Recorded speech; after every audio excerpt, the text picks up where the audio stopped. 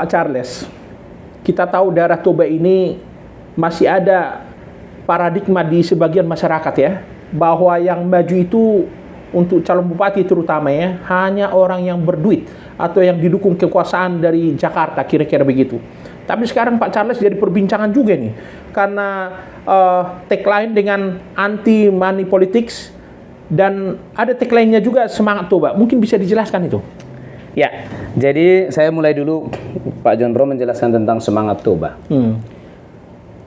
Kenapa kita memilih kata ini? Sebetulnya berangkat dari perjumpaan kita dengan masyarakat, bahwa satu kata yang harus kita pilih untuk membuat kembalinya Toba lebih baik itu adalah dengan kita menyemangati mereka. Jadi semangat Toba.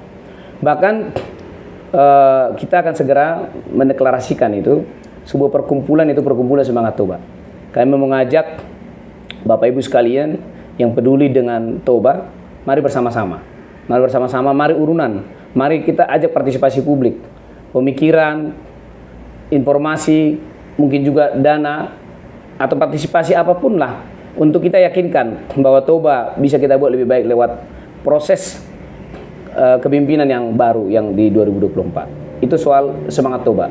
Artinya ini yang kita terus turunkan menjadi semangat kepada publik, kepada masyarakat Toba, bahwa dengan kita bangun semangat itu, maka akan ada kebaikan-kebaikan yang akan datang. Itu kenapa kita memilih tagline semangat Toba.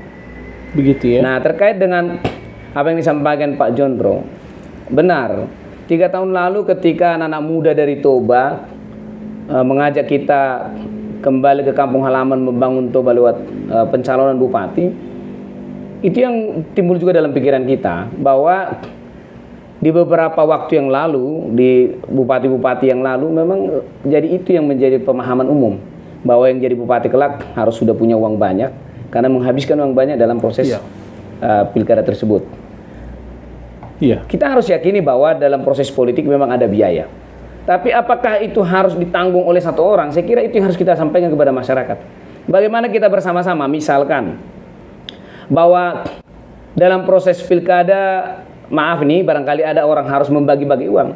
Ketika rakyat setuju dengan calon pemimpinnya, mungkin dia tidak perlu menerima uang, sehingga kan biaya itu akan berkurang. Itu yang kita maksud partisipasi publik, itu yang kita maksud bahwa tidak harus orang yang berduit banyak untuk calon bupati. Kemudian bisa juga dalam misalkan untuk bertemu masyarakat, ada saya sudah temui itu Pak John Ro, ketika kita bertemu masyarakat, justru mereka yang menyiapkan kopi, gorengan gitu. Termasuk Pak Charles bilang itu memotong ayam untuk dimakan bareng. Memotong ayam. Jadi artinya itu sudah kita dapatkan. Jadi optimisme itu, semangat itu yang saya dapatkan Pak John Ro, bahwa tidak selamanya karena orang yang berduit banyak akan bisa menjadi pemimpin di Toba. Mungkin di seluruh Indonesia juga seperti itu. Nah, kita juga akan balikan berpikirnya gini Pak John Ro.